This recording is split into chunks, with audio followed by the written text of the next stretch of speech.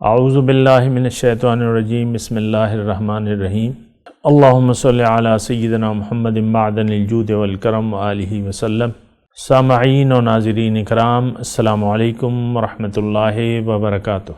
آج کا ہمارا جو موضوع ہے وہ یہ ہے کہ کیا ہم دنیا کے بازار سے خریداری کر رہے ہیں۔ ایک تو یہ سوال بھی ہمیں بڑا عجیب لگتا ہے، دنیا، بازار یا اس میں کوئی خریداری، یعنی یہ ساری باتیں ہماری سمجھ سے بالا تر باتیں، یہ ہمارا ایشو نہیں ہے۔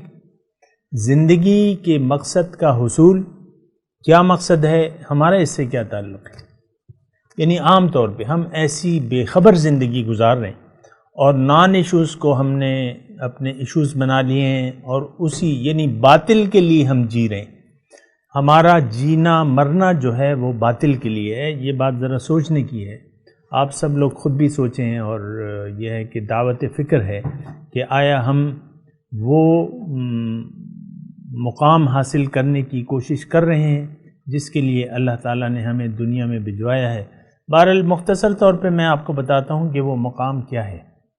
اللہ تعالیٰ نے جب انسان کو پیدا کرنے کے یا روح کو جسم دے کے دنیا میں بھجوانے کے متعلق ارادہ کیا تو قرآن میں اس کا تذکرہ ہے کہ وَإِذْ قَالَ رَبُّكَ لِلْمَلَائِكَةِ إِنِّي جَاعِلٌ فِي الْأَرْضِ خلیفہ، جب اللہ تعالیٰ نے فرشتوں سے کہا کہ میں زمین میں اپنا خلیفہ بنا رہا ہوں، تو یہ انسان کا یعنی حیثیت کیا ہے کہ یہ اللہ کا نائب ہے، اللہ تعالیٰ کا خلیفہ ہے۔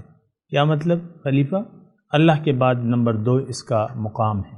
انسان کا مقام بہت بلند ہے، اور اس میں جہاں میں تذکرہ کرتا ہوں کہ اللہ کا نائب یا اللہ کا خلیفہ، یہ ہمارا مقام ہے۔ ہم نے اس مقام کو حاصل کرنا ہے، ہم نے اللہ کا نائب بننا ہے، اللہ کا خلیفہ بننا ہے۔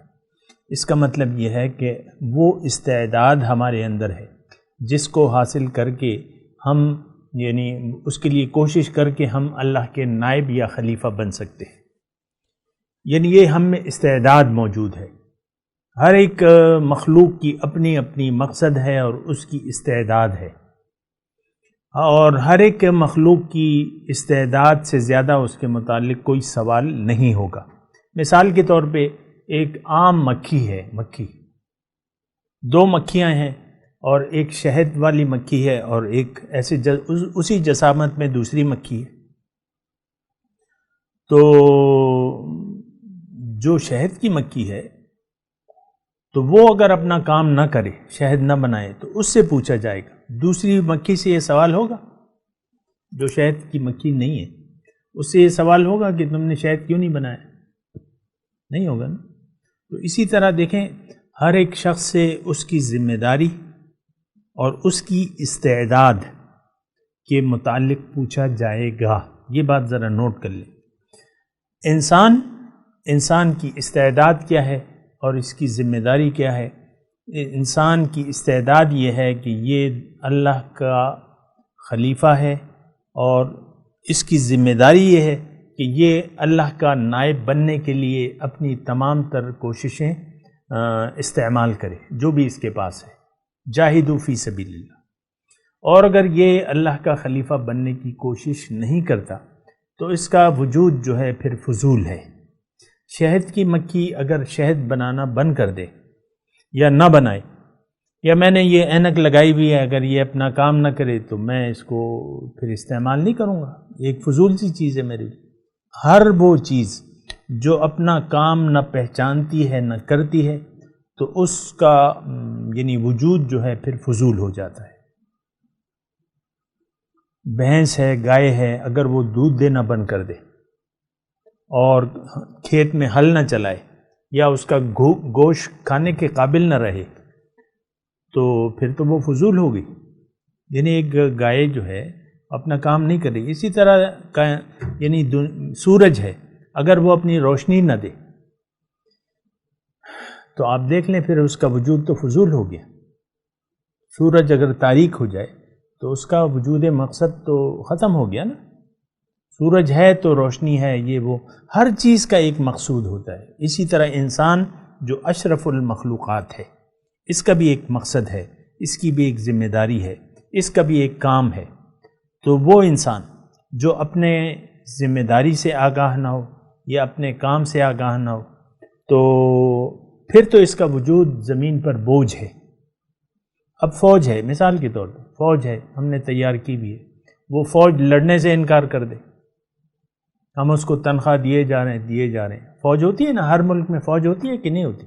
ہوتی ہے. تو اب وہ کہے کہ بھئی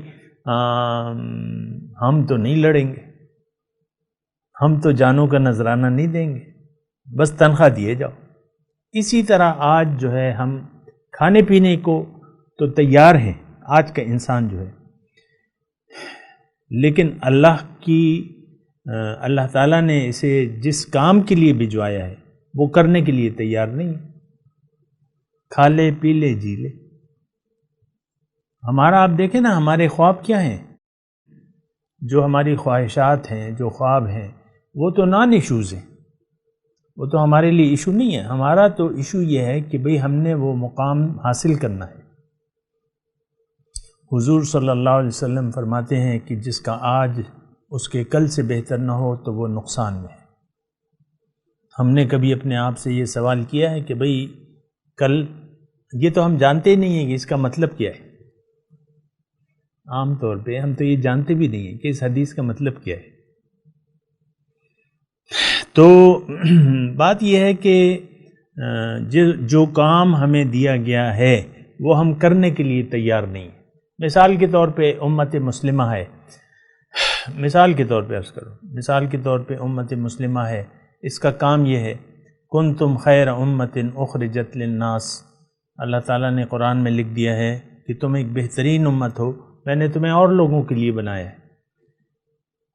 تم نے نیکی کا حکم دینا ہے، برائی سے روکنا ہے، اور خود بھی اللہ پر ایمان ہونا چاہیے تمہارا. تو انسان مطلب مسلمان، آج کا مسلمان اگر اپنا کام نہ کرے، نہ خود دین پر عمل کرے، نہ اور لوگوں تک پہنچائے، تو اس کا تو مقام و مرتبہ تو پھر نل ہو گیا نا. یہ تو اب مسلمان کہلانے کے قابل ہی نہیں ہے. برائے نام مسلمان کبھی مغلوب نہیں ہوتا. آج کا مسلمان جو ہے مغلوب ہے، آپ کو معلوم ہے. تو یہ کیوں؟ یہ اپنا کام نہیں کر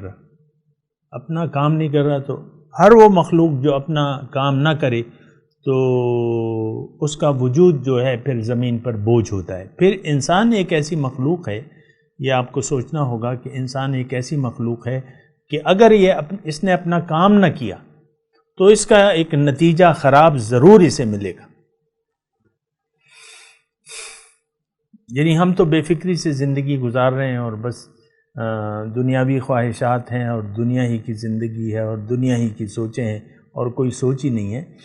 لیکن بات یہ ہے کہ اس کے بعد آپ کو ایک تو آپ کا جو یہ طرز عمل ہے اس کا ایک نتیجہ دنیا میں بھی آپ کو ضرور ملے گا، برا نتیجہ ضرور. آپ برے نتائج، ایک اچھی زندگی آپ نہیں گزار سکو گے.